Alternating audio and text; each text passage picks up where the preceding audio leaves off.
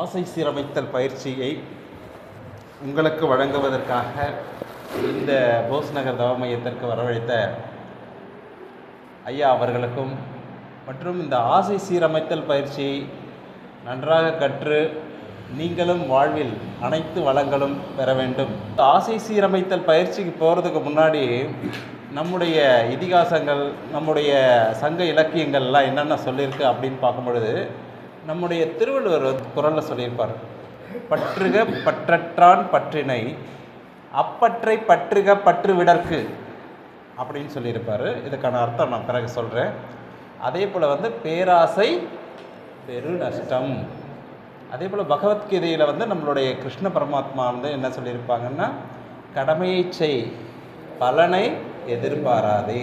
பலன் தன்னால் வரும், வந்துக்கிட்டு தான் இருக்கும். பற்றுக பற்றற்றான் பற்றினை அப்பற்றை பற்றுக பற்று விடற்கு அப்படின்னா என்னென்னா, இறைவன் தான் இந்த உலகத்தை படைச்சி இயக்கிட்டு இருக்கிறது. அந்த மகா பெரிய ஆற்றல். அந்த ஆற்றலை நம்ம படிச்சுக்கிட்டா நம்ம உலகப்பற்றுக்கள் எல்லாம் நீங்கிவிடும். ஏன்னா உலகப்பற்றுக்கள் அழுந்தி தான் நம் மனது புண்பட்டு கொண்டு இருக்கிறது. அதே போல் ஆசை, எந்த மாதிரியான ஆசைகள்லாம் இருக்கணும், எந்த மாதிரியான ஆசைகள்லாம் நம்ம விட்டுறணும் சொல்லிட்டு மகரிஷி நமக்கு ஒரு வாய்ப்பாடு மாதிரி ஒன்று சொல்லியிருக்காரு. ஒவ்வொரு நாளும் ஒவ்வொரு ஆசை எழும்பொழுதும் நம்ம அதுக்குரிய அந்த வாய்ப்பாட்டை படித்து இந்த ஆசை எனக்கு தேவைதானா இல்லையான்னு சொல்லிட்டு ஆராய்ஞ்சு நம்ம முடிவு எடுக்கலாம். சரி, இப்போ மகரிஷி ஆசைன்னா என்ன சொல்கிறாரு அப்படின்னு பார்ப்போம். ஆசைக்கு பலவித பெயர்கள் தமிழில் இருக்குது. என்னென்ன பெயர்கள் சொல்லிட்டு உங்களுக்கு தெரியும். ஆசைன்னு சொல்லுவாங்க, பற்றுன்னு சொல்லுவாங்க, காமம் சொல்லுவாங்க, இச்சை அப்படின்னு சொல்லுவாங்க, வேட்கை அப்படின்னு சொல்லிட்டு சொல்லுவாங்க, வேண்டுதல் அப்படின்னு சொல்லிட்டும் சொல்லுவாங்க. இந்த மாதிரியான பலவித பெயர்களில் இருக்கிறது. நம்ம பொதுவாக ஆசையை எந்த மாதிரி குறிப்பிடுவோம்? மண்ணாசை, பெண்ணாசை, பொன்னாசை. இதனால தான் ஆதி காலத்திலிருந்து இதை புரியாமல் தான் மனிதன் சண்டை போட்டுக்கிட்டு ஒவ்வொருத்தருக்கும் மண்ணாசை இருக்கும், பெண்ணாசை இருக்கும், பொன்னாசை இருக்கும். அதுக்கு தான் மகரிஷி அழகாக ஒரு கவியில் சொல்லியிருப்பார். மண் மீதே பெண் துணையால் பொன் கொண்டே வாழ்கின்றோம், மாற்றுவதேன் மூவாசை மதிகொண்டே பயன்கொள்வோம் அப்படின்னு சொல்லிட்டு சொல்கிறார். மண் மீதே பெண் துணையால், திருமணம் என்ற பந்தத்தினால் பெண்ணுடன் இணைந்து வாழ்கிறோம். வாழும் பொழுது நமக்கு எத்தனை ஆபரணங்களுக்காகவும் மற்ற விஷயங்களுக்காகவும் தங்கம் தேவைப்படுகிறது. அதை வைத்து கொண்டு நாம் நிறைவாக வாழ வேண்டும். அதை எப்படி பயன்படுத்தி வாழ வேண்டும், அதன் மேல் எப்படி ஆசை இல்லாமல் இருப்பது அப்படின்னு சொல்லிட்டு மகரிஷி சொல்கிறாங்க. அந்த மாதிரி ஒவ்வொரு ஆசை வரும் பொழுதும் நம்ம மனசுக்குள்ளார இந்த ஆசை எனக்கு தேவையா, இந்த ஆசையை நிறைவேற்றக்கூடிய வாய்ப்பு வசதிகள் எனக்கு இருக்கிறதா அப்படின்னு சொல்லிட்டு பார்க்கணும். பார்த்துட்டு இது எனக்கு நன்மையை செய்யுமா, என் குடும்பத்திற்கு நன்மையை செய்யுமா, அல்லது சமுதாயத்திற்கு நன்மையை செய்யுமா, நம்ம ஆராய்ஞ்சு பார்க்கணும் அப்படின்னு சொல்லிட்டு சொல்கிறார் மகரிஷி. இதுதான் ஆசை சீரமைத்தல் பயிற்சியினுடைய ஒரு அறிமுகம். இப்போ ஆசை எதனாலெல்லாம் வரும் அப்படின்னு நினைக்கிறீங்க? நம்ம மனிதர்கள், உயிரினம். அதனால் உயிரினத்துக்கு என்னென்ன வேணும், அடிப்படையான விஷயங்கள் என்னென்ன வேணும்? பசி, தாகம். இந்த பசி தாகத்துக்கு உணவு அதிகமாக, உணவு தேவையான அளவு நமக்கு வேணும். தேவையான அளவு சாப்பிட்டா தான் நம்மளுக்கு நோய் வராது, உடல் நலையும் நன்றாக இருக்கும். அதேபோல் நீர், நல்ல நீர் கிடைக்க வேண்டும். நல்ல நீர் கிடைத்தால்தான் இப்போ உடம்புல பார்த்திங்கன்னா 3/4 பாகம் தண்ணீரால் இருக்கிறது. அதாவது எந்த பொருளை, இப்போ எலும்பு எடுத்து பார்த்திங்கன்னா எலும்புக்குள்ளாரையும் தண்ணி இருக்கும், ரத்தம் எடுத்து பார்த்திங்கன்னா ரத்தத்துக்குள்ளார நிறைய தண்ணி இருக்கும். தண்ணீரோட கலவை சேர்ந்தது தான் இந்த உடம்பு. அதனால் நீர் மிக மிக அவசியமானது. அதே போல் இன்றைக்கி பருவ காலங்கள் மாறிக்கொண்டு இருக்கும். ஒரு வருஷத்துக்கு எடுத்துக்கிட்டிங்கன்னா 6 பருவ காலங்கள் அப்படின்னு சொல்லிட்டு தமிழ் இலக்கியங்களில் சொல்லுவாங்க. என்னென்ன பருவ காலங்கள்? இளவை நீர், முதுவை நீர், கார்காலம், குளிர்காலம், முன்பனிக்காலம், பின்பனிக்காலம் அப்படின்னு சொல்லிட்டு 6 விதமான காலங்கள் நம்மளுக்கு சொல்லுவாங்க. அந்த 6 விதமான காலங்களில் நமக்கு ஒவ்வொரு மாதிரியான பாதுகாப்பு தேவைப்படுகிறது. உடையின் மூலமாக ஒவ்வொரு மாதிரியான பாதுகாப்பு. இப்போ கோடை காலத்தில் என்ன பண்ணுவோம்? மெல்லிதான ஆடைகளை நம்ம காற்று புகுறா மாதிரி நம்ம ஆடைகள்லாம் அணிவோம். அதே போல் குளிர்காலத்தில் கம்பளி ஆடைகளை நாம் அணிக்கணும். வெயில் காலத்தில் வந்து நம்ம எதுவுமே பொத்துக்காமல் நம்மளுக்கு வந்து மின்விசிறினாலேயோ இல்லை வந்து ஏர் கண்டிஷன்னாலேயோ வந்து நமக்கு காற்று தேவைப்படுதுன்னு நினைப்போம். இதெல்லாம் வந்து ஆசை தானே. எனக்கு சாதம், அதாவது சோறு நல்லா கிடைக்கணும், அதே போல் தாகத்துக்கு தண்ணீர் கிடைக்கணும், அதே போல் இருக்கிறதுக்கு ஒரு வீடு இருக்கணும், அதே மாதிரி வந்து எனக்கு வந்து உடுக்க உடை, தட்பவெப்ப ஏற்றத்தாழ்வுகளுக்கு தகுந்தாற்போல் உடுக்க உடை வேண்டும் அப்படின்னு நினைக்கிறது ஆசையா இல்லையா? ஆசை இருந்தால்தான் உலகில் வாழுதல் முடியும் அப்படின்றது மகரிஷி சொல்லியிருக்காரு. அந்த ஆசை வந்து பேராசையாக மாறக்கூடாது.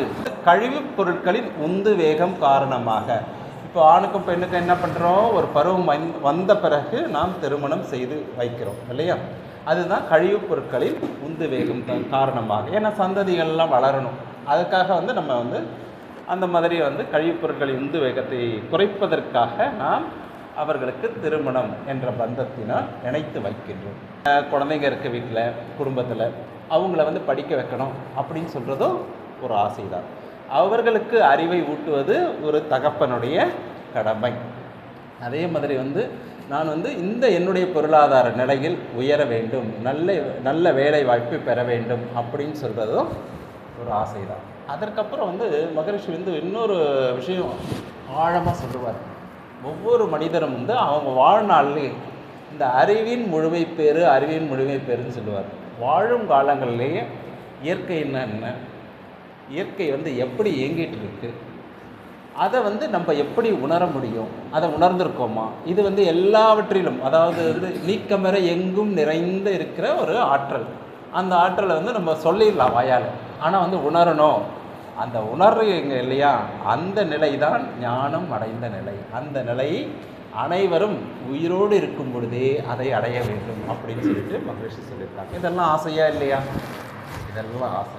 சரி, எந்த விதமான ஆசைகளை மதிப்புடன் போற்றி அதை வந்து நம்ம கடமையாக செய்யணும் அப்படின்னு சொல்லிட்டு மகரிஷி சொல்கிறாங்க. இப்போ வந்து நான் இதில் ஏற்கனவே சொன்னேன், ஒரு தாயினுடைய கடமை குழந்தையை நன்றாக ஊனம் இல்லாமல் பெற்று கொடுப்பது.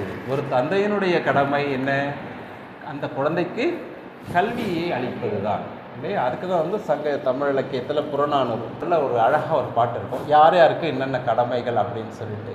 இன்று புறந்தறுதல் என் தலைக்கடனை, சான்றோன் ஆக்குதல் தந்தைக்கு கடனை, வேல் வடித்தல் கொல்லர்க்கு கடனை, நன்னடை நல்கல் வேந்தற்கு கடனை, ஒளிருவாள் அருஞ்சமம் முறுக்கி களிறு இருந்து பெயர்தல் காளைக்கு கடனே அப்படின்னு சொல்லிட்டு ஒரு புலவர் அழகாக புறநானூரில் பாடியிருப்பார். இது என்னென்னா, ஒரு தாயினுடைய கடமை குழந்தையை நன்றாக பெற்றுக் கொடுப்பது, அந்த குழந்தையை நன்றாக வளர்த்து அந்த கல்வியில் மேம்பாடு உள்ளவர்களாக ஆக்குவது ஒரு தந்தையினுடைய கடமை. அந்த நாட்டில் வந்து போரெல்லாம் வரும் முன்னாடி காலத்தெல்லாம், அந்த பொற்கொள்ளர்கள் வந்து அது சம்பந்தப்பட்ட வேல் வாள் அதெல்லாம் செய்யறதுக்கு வந்து கற்றுக் கொடுப்பாங்க. அதே போல் அந்த ஊரில் உள்ள மன்னன் யார், இன்றைக்கி அரசுன்னு சொல்கிறோம், அந்த அரசு எப்படி இருக்கணும் அப்படின்னு சொன்னால் நல்நடை நாட்கள், அதாவது நன்னடையோடு இருக்கணும், அதாவது நல்ல அறநெறிகளை பின்பற்றி வாழும் மன்னன். அப்போ தான் அந்த குழந்தைய வந்து அறநெறியை பின்பற்றி வாழும் அப்படின்னு சொல்லிட்டு சொல்கிறாங்க. இதெல்லாம் வந்து கடமை ஆசையும் இணைந்தது தான் இதுதான். இப்போ வந்து நம்ம பார்க்குறோம், நம்மளுடைய ஏரியா போஸ் நகர் வந்து ரொம்ப தூய்மையாக இருக்கணும்னு நினைக்கிறோம். அது வந்து தூய்மையாக இருக்கணும்னு நினைக்கிறது வந்து ஒரு தவறான ஆசையா இல்லை வந்து நல்ல ஆசையா? இப்போ வந்து தூய்மையாக இருந்துட்டால் நம்மளுக்கு நோய் வராது.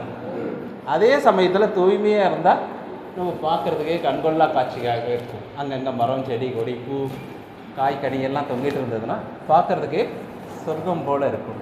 அப்போ வந்து இயற்கையிலேருந்து காற்று மாசுபாடு வராது, நீர் மாசுபாடு ஏற்படாது, நில மாசுபாடு ஏற்படாது. அங்கங்கே பிளாஸ்டிக் குப்பையெல்லாம் வந்து யாருமே போட மாட்டாங்க. போஸ் நகர் போனால் வந்து ரொம்ப சுத்தமாக இருக்கும்.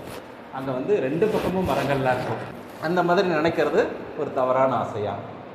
இல்லை, நியாயமான, அதாவது நமக்கும் பயன்படக்கூடிய ஆசை, சமுதாயத்திற்கும் பயன்படக்கூடிய ஆசை. இன்னொரு பாடலில் அழகாக சொல்லியிருப்பாங்க, சங்க காலத்து பாடல், யாரெல்லாம் சொர்க்கத்துக்கு போவாங்க, என்ன செஞ்சால் சொர்க்கத்துக்கு போவாங்க, என்ன ஆசைப்பட்டால் சொர்க்கத்துக்கு போவாங்க அப்படின்னு சொல்லிட்டு, குளம் தொட்டு கோடு பதித்து வழி சீர்த்து உளம் தொட்டு உழுவயலாக்கி வளம் தொட்டு பாகுபடு கிணற்றோடு இவ்வைம்பாற் பட்டானை ஏகும் சொர்க்கத்து இடிது அப்படின்னு சொல்லிட்டு பாடுவாங்க புலவர். அதாவது காரியாசா சிறு பஞ்சமூலம் அப்படின்னு சொல்லிட்டு நம்மளுடைய சங்க தமிழ் இலக்கியத்தில் எழுதியிருக்காரு. அம்மாவுக்கு சங்க தமிழ் இலக்கியங்கள்லாம் நல்லா தெரியுது. வாழ்த்துக்கள்மா, வாழ்த்துக்கள். அதாவது அந்த புலவர் வந்து பாடுகின்ற பாட்டு என்னென்னா, ஒரு ஊரில் வந்து யாரெல்லாம் என்ன மாதிரிலாம் ஆசைப்பட்டா சொர்க்கத்துக்கு போவாங்க அப்படின்னா வந்து ஊரில் வந்து வரப்பு இருக்குது. அந்த வரப்பில் வந்து நீரை உயர்த்த வேண்டும். அதுக்கு பிறகு அந்த வயல் இருக்கும், வயலுக்கு போகக்கூடிய வழியை ஏற்படுத்த வேண்டும். அந்த வயலை தூய்மை செய்ய வேண்டும். தூய்மை செய்துவிட்டு அதற்கு பாசனத்திற்காக கிணற்றை ஏற்படுத்த வேண்டும். இப்போ வந்து ஒரு வயல் இருக்குது, அதை சுற்றி வேலி அமைச்சு அந்த கிணற்று பாசனத்தை ஏற்படுத்திட்டா அந்த ஊர் மக்கள் எல்லாம் நிச்சயமாக பயனடைவாங்க. அந்த வீட்டில் வாழ்கிறவங்களும் நல்லா இருப்பாங்க இல்லையா? அவங்கெல்லாம் சொர்க்கத்துக்கு போவாங்க அப்படின்னு சொல்லி வச்சுருக்காங்க. இப்போ வந்து நம்ம அப்படியெல்லாம் பண்ணுறோமா? குளத்தை எங்கெங்கே பார்க்குறோமோ அங்கெல்லாம் குப்பையை கொட்டுறோம். நம்ம குப்பை கொட்டும் இடமாக மாறிடுச்சு, பிளாஸ்டிக்லாம் போடக்கூடிய இடமாக மாறிடுச்சு. அந்த மாதிரி இருக்கக்கூடாது. அது ஒரு அதுக்கப்புறம் சமுதாய கட்டமைப்பு நன்றாக இருக்க வேண்டும் அப்படின்னு சொல்லிட்டு நம்ம எல்லாமே நினைக்கிறோம் இல்லையா? எங்களுடைய மாநிலத்தில் ஊழல் அற்ற சமுதாயம் வர வேண்டும் அப்படின்னு நினைக்கிறோம். ஏன்னா வந்து நம்ம வந்து இன்றைக்கி யோசிக்கிறது தான் நாளைக்கு வந்து நம்ம பிள்ளைகளோ நம்மளுடைய பேரப்பிள்ளைகளோ இருக்கும். அதனால் வந்து நம்முடைய கடமை, ஏன்னா வந்து எலெக்ஷனும் வருது, அதனால் வந்து தேர்தல் வரப்போகுது, நீங்கள்லாம் யோசித்து போடணும். ஆசைக்காக ஒரு 1000த்திற்கோ 2000த்திற்கோ அடிபடிந்து செல்லுதல் அவர்கள் பின் சென்று விடுதல் கூடாது. யோசித்து பார்க்கணும் நீங்கள்லாம். ஏன்னா நம்ம பிள்ளைங்களுக்கு இது நல்லதா, அவர்களுக்கும் நல்லதா? ஏன்னா அவர்களும் உணர வேண்டும். நம்ம வந்து ஒரு நல்ல ஒரு சமுதாய கட்டமைப்பை உருவாக்குவதற்கு நீங்கள் அனைவரும் முயல வேண்டும். இதுவும் ஆசைதான். இது வந்து நல்ல ஆசையா கெட்ட ஆசையா? இதுவும் பேராசை கிடையாது.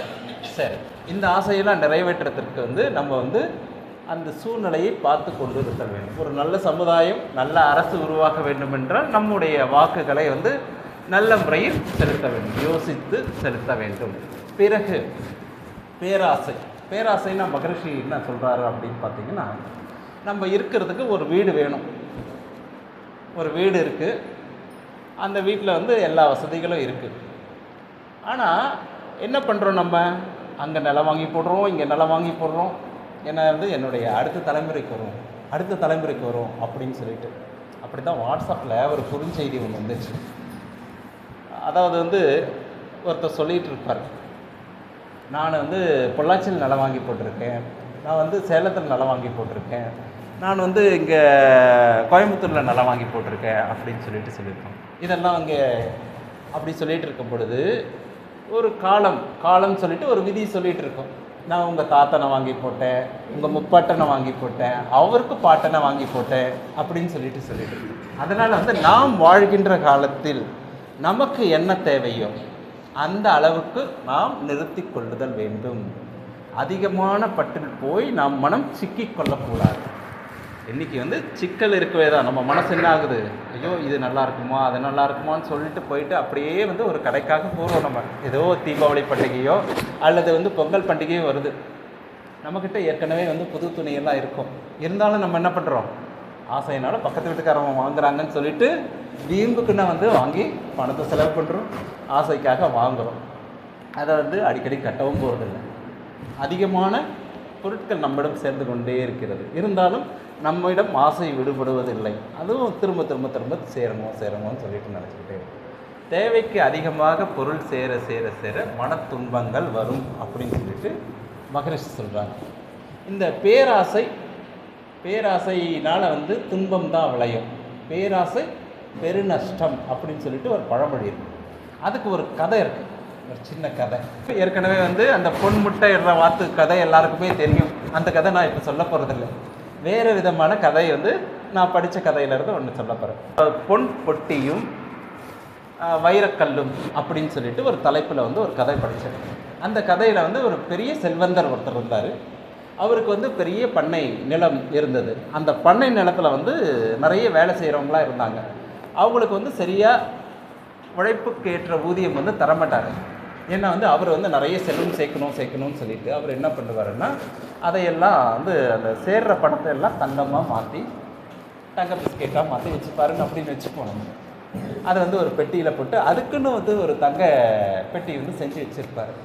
செஞ்சு வச்சுட்டு ஒரு நாள் வந்து திருமணத்திற்கு ஏதோ ஒரு ஊருக்காக போவார். போகும்பொழுது ஏதோ ஒரு திருடன் வந்து அதை அபகரித்து போயிடுவோம். போயிட்ட உடனே வந்து வீட்டில் வந்து பார்ப்பாங்க, திறந்து பார்ப்பாங்க. அவர் சேர்த்து வைத்திருந்த அந்த தங்க கட்டிகள் எல்லாம் அந்த பெட்டியோடு காணாமல் போய்விட்டிருக்கும். அப்போ வந்து என்ன பண்ணுவாருன்னா வந்து என்ன பண்ணலான்னு சொல்லிட்டு மனைவி கிட்ட கேட்பார். இவ்வளோ நாள் நம்ம கஷ்டப்பட்டு அவங்களுக்கு கொடுக்க வேண்டிய கூலியெல்லாம் வந்து சேர்த்து பேராசையினால வந்து நம்ம வாங்கி நம்ம வந்து அதை தங்கமாக மாற்றி வச்சுருக்கோம். இந்த நேரத்தில் காணாமல் போயிடுச்சு, அவ்வளோ தங்கமும் காணாமல் போயிடுச்சு அப்படின்னு சொல்லிட்டு நினைக்கும் போது அவங்க மனைவி வந்து ஒரு யோசனை சொல்லுவாங்க. அதாவது நீங்கள் என்ன பண்ணுறீங்க, அந்த பெட்டியில் இருக்கிற தங்கத்துக்கு இணையாக பாதி தங்கத்தை யார் கண்டுபிடிச்சி தராங்களோ அவங்களுக்கு தந்துடுறேன் அப்படின்னு சொல்லுங்கள், எப்படியும் பெட்டி நம்ம கிட்ட வந்துடும் அப்படின்னு சொல்கிறாங்க. சரின்னு வந்து இவரை வந்து தண்டோரா போட்டு அதை அறிவிக்கிறார்.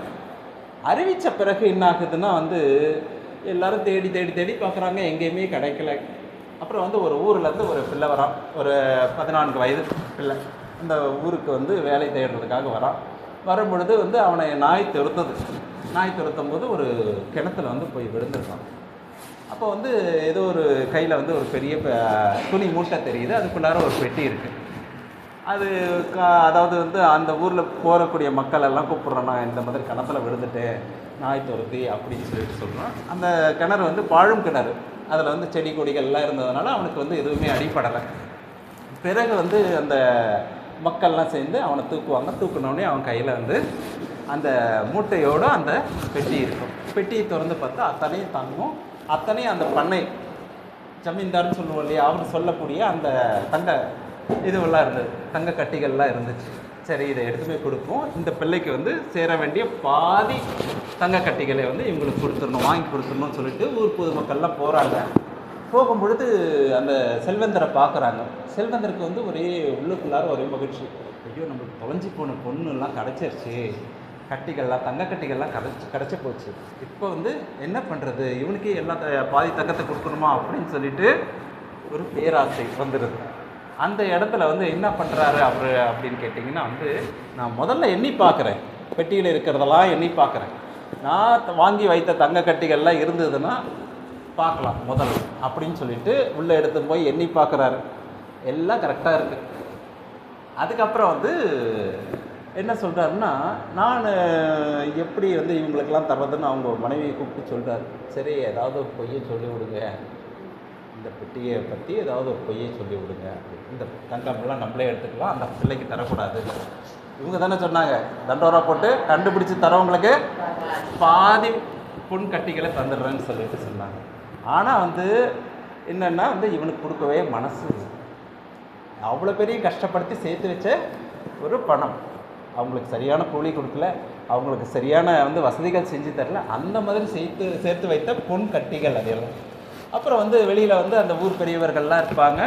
அவர் சொல்லுவார், இந்த மாதிரி வந்து நான் வந்து என்னுடைய பெட்டியில் வந்து ஒரு வைரக்கல்லை வச்சுருந்தேன், அது இல்லாமல் போச்சு, சரி அந்த பெட்டி எடுத்துகிட்டு வாங்க நாங்களும் பார்க்கணும் அப்படின்னு சொன்னால் தங்க கட்டிகள்லாம் இருக்கும், எடுத்துகிட்டு வருவார். இந்த நீங்கள் சொன்ன மாதிரி அந்த வைரக்கல் இல்லை இல்லையா, அது வந்து உங்கள் பெட்டி கிடையாது, அதனால் இந்த பையனுக்கே கொடுத்துருங்க அப்படின்னு சொல்லிட்டு அவன் சொன்ன மாதிரியே வந்து இந்த பையனுக்கு கொடுத்துருவாங்க. அவருக்கு வந்து ரொம்ப கஷ்டமாயிடும், ஐயோ இது நம்ம பெட்டி இல்லை அப்படின்னு சொல்லிட்டாங்க அப்படின்னு சொல்லிட்டு, இருக்கிறதும் போயிடுச்சு அப்படின்னு சொல்லிட்டு. ஏன்னா ஊர் பெரியவங்க சொல்கிறாங்க, இது உன் பெட்டி இல்லை, நாங்கள் சொல்கிறோம் அந்த பையனை கொடுத்துரு அப்படின்னு சொல்லிட்டு. உன் பெட்டியில் நீ என்ன பண்ணியிருந்த, வைரக்கட்டி வச்சுருந்தேன் அப்படின்னு சொல்லிட்டு, வைரக்கல் வச்சுருந்தேன் அப்படின்னு சொல்லிட்டு, அந்த வைரக்கல் கிடையாது அப்படின்னு சொல்லிட்டு. இப்போ என்னாச்சு, பேராசை பெரு நஷ்டம். அவ்வளோ பேரை வந்து வருத்தி சேர்த்து வச்ச பணமெல்லாம் வீணாக போகலை, நல்ல இடத்துக்கு தான் போச்சு. ஆனால் அவனுக்கு வந்து பெருத்த ஒரு நஷ்டம். இதுதான் வந்து பேராசைப்படக்கூடாது. மனசை வந்து தேவையில்லாமல் பற்றுதலில் வந்து சிக்கிக்கொள்ளக்கூடாது அப்படின்னு சொல்லிட்டு சொல்கிறாங்க. சரி, இந்த ஆசையை முறைப்படுத்த வேண்டும், எப்படியெல்லாம் நம்ம முறைப்படுத்தலாம் அப்படின்னு சொல்லிட்டு மகரிஷி வந்து எடுத்துக்காட்டு சொல்லுவார். ஒரு குடும்பத்தில் ஒரு அம்மா அப்பா ஒரு 2 பசங்க இருப்பாங்க. அந்த வீட்டோட தலைவர் வந்து வேலைக்கு அலுவலகத்துக்கு போகிறதுக்கு வந்து கொஞ்சம் ஒரு 5 கிலோமீட்டர் தூரம் போகணும்னு வச்சுக்கோங்களேன். அவருக்கு வந்து இருசக்கர மோட்டார் வாங்கணும்னு ஒரு ஆசை. அவர் கையில் ஒரு கொஞ்சம் தொகை இருக்குது, அதை வச்சு வாங்கிடலாம்.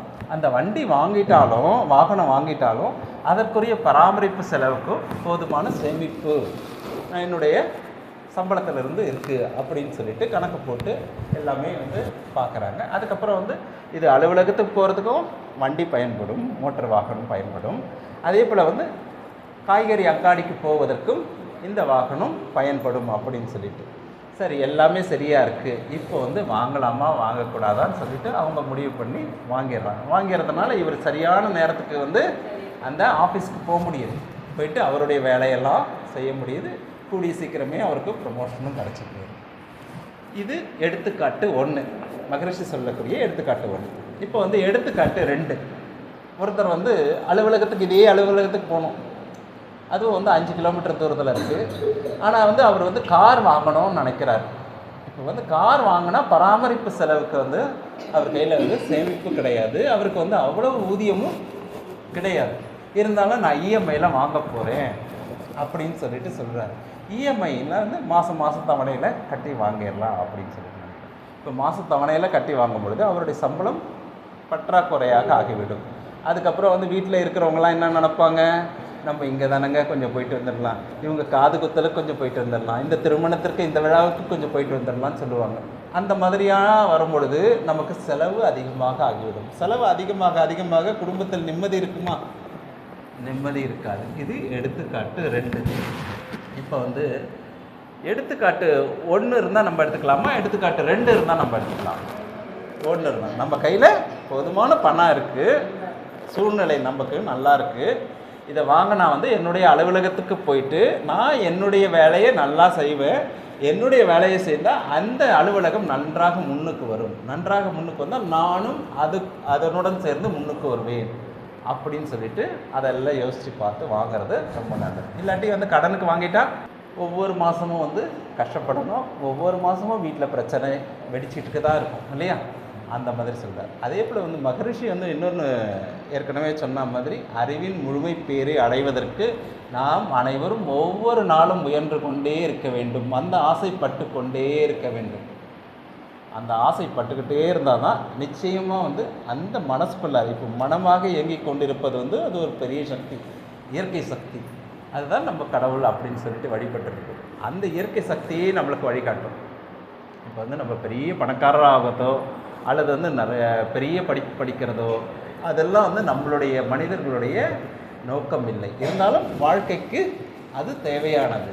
இருந்தாலும் அதையெல்லாம் தாண்டி நாம் அறிவின் முழுமை பேர், அதாவது வந்து இருக்கிறதெல்லாம் இயற்கை தான் படைத்தது, இயற்கையிலிருந்து தான் வந்தது, இயற்கையினுடைய சக்தி தான் நாம் அனைவரும் அப்படின்னு சொல்லிட்டு உணர்றோம் பாருங்கள். அப்போ வந்து உணரும் பொழுது யார்கிட்ட இருந்ததுன்னா பொருளை அபகரித்து வச்சுக்கணும்னு ஆசை வருமா?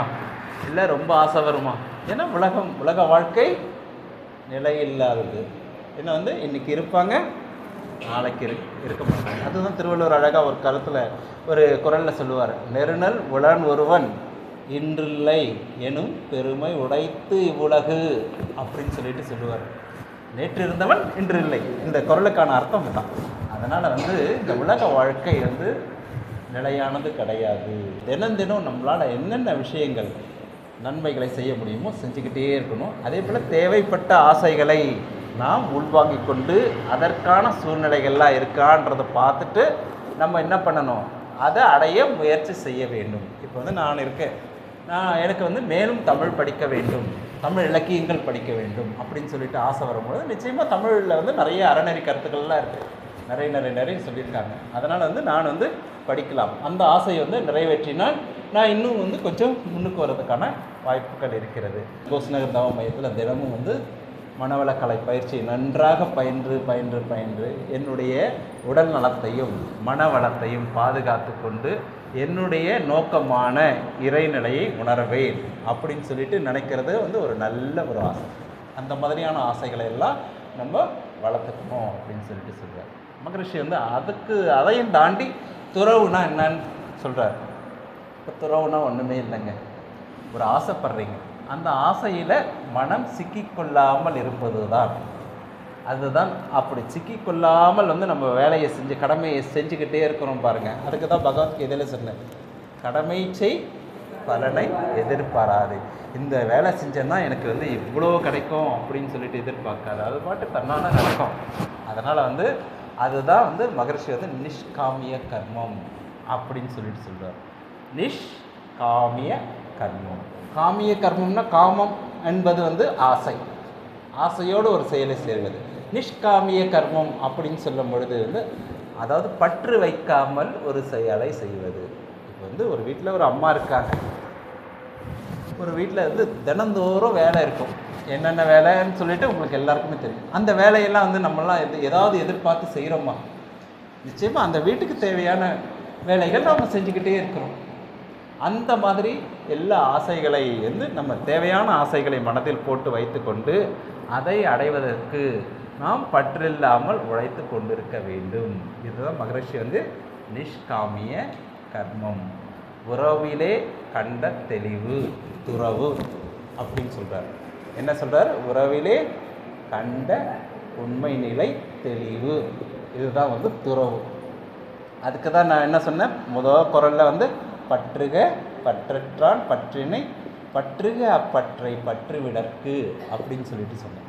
அதனால் வந்து அந்த இயற்கை ஆற்றலை வந்து நாம் பற்றிவிட்டால் நமக்குள்ளார இருக்கும் தேவையற்ற எண்ணங்கள் தேவையற்ற ஆசைகள் எல்லாம் தன்னால் போய்கிட்டே இருக்கும். நீங்கள் வந்து தினமும் வந்து இங்கே தவமெல்லாம் பண்ணி பாருங்கள், நிச்சயமாக வந்து எல்லாம் தன்னால் விலகி போகிறத வந்து நீங்களே பார்க்கலாம். இப்போ சூரியனை கண்ட பனி எப்படி மறையுது, அதே மாதிரி வந்து மறைஞ்சிடும். அதுக்கான பயிற்சியை வந்து மகரிஷி கொடுக்குறார். இதெல்லாம் வந்து செஞ்சிட்டோம். நம்ம இதற்கான பயிற்சி என்ன பண்ணுறது அப்படின்னு சொல்லிட்டு அதுக்கு ஒரு அட்டவணை கொடுக்குறார். அது வந்து ஐயா குணசீலன் ஐயா வந்து உங்களுக்கு சொல்லிக் கொடுப்பார். அதாவது அந்த அட்டவணையெல்லாம் ஒன்றுமே கிடையாது. நம்மளுக்கு பிடிச்சவங்க யார் யார், அதுக்கப்புறம் நம்மளுக்கு பிடிச்ச பொருட்கள் ஆசைகள் என்னென்ன அப்படின்னு சொல்லிட்டு ஒரு கட்டத்தில் எழுதிக்கணும். ஒரு 10 ஆசைகள் வரும் வச்சுக்கோங்க. அதுக்கப்புறம் அடுத்த கட்டத்தில் இந்த ஆசை எனக்கு தேவையா, முதல் ஆசை எனக்கு தேவையா, இரண்டாவது ஆசை எனக்கு தேவையா அப்படின்னு சொல்லிட்டு ஒரு டிக் பண்ணிக்கோங்க. அதுக்கப்புறம் இந்த ஆசையை நிறைவேற்றுவதற்கான சூழ்நிலை வசதி வாய்ப்பு என்னிடம் உள்ளதா அப்படின்னு சொல்லிட்டு பாருங்கள். பார்த்துட்டு இருந்ததுன்னா ஆம் அப்படின்றதுனா ரைட் போட்டுக்குங்க, இல்லைன்றதுனா தப்பு போட்டுக்குங்க. சரியா? அதுக்கு பிறகு வந்து இல்லை அப்படின்னு வருது பாருங்கள், அதை பற்றி வந்து நீங்கள் வந்து திரும்ப வந்து நினச்சி பார்க்க வேண்டாம், அதை வந்து விட்டுடுங்க அப்படின்னு சொல்கிறார். இப்போ வந்து ஆசையில் வந்து எப்படியும் வந்து நீங்கள் 10 ஆசை வச்சுருந்தீங்கன்னா அதில் வந்து நிறைவேற்றக்கூடிய ஆசைன்னு பார்த்தீங்கன்னா 1, 2, 3 தான் இருக்கும். அதுக்கு மேலே இருக்காது. தேவையான்னு பார்க்கணும் ஆசை. அந்த தேவையாக இருந்தாலும் என்னுடைய சூழ்நிலை அந்த ஆசையை நிறைவேற்றக்கூடிய அளவிற்கு இருக்குமா, அதை நிறைவேற்றினால் எனக்கு இன்பமா துன்பமா, அல்லது மற்றவர்களுக்கு சமுதாயத்திற்கு இன்பமா துன்பமா, எதையும் பார்க்கணும்னு சொல்கிறார். அதாவது எனக்கு மட்டும் இன்பமாக இருக்கக்கூடாது, சமுதாயத்திற்கும் இந்த ஆசையினால் இன்பம் விளைய வேண்டும். அப்போ வந்து அந்த ஆசை தான் பற்றற்ற ஆசை அப்படின்னு சொல்லிட்டு மகரிஷி சொல்கிறாங்க. இந்த மாதிரியான ஒரு பயிற்சி வந்து ஐயா குணசீலன் ஐயா சொல்லி தருவாங்க. இதுதான் ஆசை சீரமைத்தல் ஒரு பயிற்சி. அது நம்ம தமிழ் திரைப்பட பாடலில் ஒரு பாடல், ஆசையே அலை போலே நாமெல்லாம் அதன் மேலே ஓடம் போலே ஓடிடுவோமே வாழ்நாளில், அந்த மாதிரி இன்னொரு பாட்டு இருக்குது. இதுக்கு மாற்று பாடல், சின்ன சின்ன ஆசை சிறகடிக்க ஆசை முத்து முத்து ஆசை முடிந்துவிட்ட ஆசை வெண்ணிலவை தொட்டு முத்தமிட ஆசை அப்படின்னு சொல்லிட்டு இருக்கு இல்லையா? அந்த மாதிரி வந்து நம்ம வந்து கற்பனை உலகத்தில் இருக்க வேண்டாம். நிச்சயமாக வந்து நிஜ உலகத்தில் நிகழ்காலத்தில் நாம் வாழ்வது தான் வாழ்க்கை. நம்மிடம் உள்ள எண்ணங்களை சீர்படுத்தி கொண்டு, நம்மிடம் உள்ள ஆசைகளை சீர்படுத்தி கொண்டு நாம் நிறைவாக வாழ வேண்டும் என்பதற்காகத்தான் இந்த மனவளக்கலையை பயிற்சியை மகரிஷி அமைத்து கொடுத்திருக்கிறார். இந்த வாய்ப்பை எனக்கு அளித்த ஐயா அவர்கள் வந்து இந்த போஸ் நகரில் உங்களுக்கெல்லாம் சொல்லித்தரது வந்து இதுவே வந்து ஒரு நல்ல ஒரு வசதி வாய்ப்புள்ள இடத்துக்கு சொல்லித்தரதை விட இந்த மாதிரியான மக்கள் எல்லாம் நீங்கள் எல்லாம் பயனடையும். மகரிஷி அதான் நினச்சார், கீழ் நிலையில் இருக்கிறவர்கள் மேல்நிலையை அடைய வேண்டும் அப்படின்னு சொல்லிட்டு அந்த ஒரு உன்னத பணியை ஐயா பண்ணிகிட்ருக்காங்க. ஐயாவுடைய நோக்கம் நிறைவேறணும் அப்படின்னு சொல்லிட்டு வாழ்த்தி உங்கள் அனைவரையும் வாழ்த்தி விடைபெறுகிறேன். நன்றி, வணக்கம், வாழ்க வளமுடன், வாழ்க வளமுடன்.